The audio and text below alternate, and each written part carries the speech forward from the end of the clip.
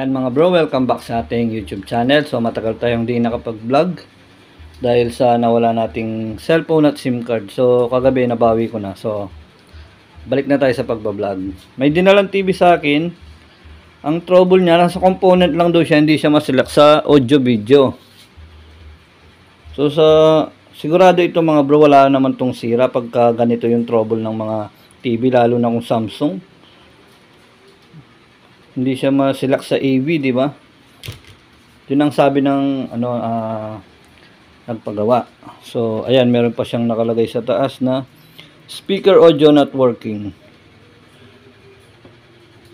Yun daw yung trouble niya. Pero, try natin lagyan ng jack. So, pag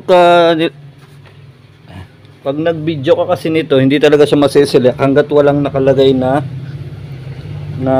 jack. So, ayun yung double purpose ito, no? Pwede siyang component, pwede siyang AV.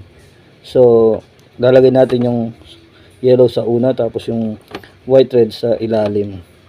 So, yung dalawang saksakan, bakante na siya. So, dun mo pa lang siya ma-select sa AV kapag naglagay ka ng jack. Ayan, di ba? You're watching. So tanggalin ko muna yung jack, no, para sa copyright, no. So ibig sabihin okay naman ito mga bro. Bali ang pinaka trouble niya lang talaga ay hindi nila nasaksakan ng RCA jack bago nila i-select. So wala pala siyang sira. Ibabalik na lang natin sa may-ari. So hingi na lang tayo ng panggas siguro. So maraming salamat mga bro sa pagsuporta kahit na hindi ako active sa mga nagdaang buwan. Maraming salamat.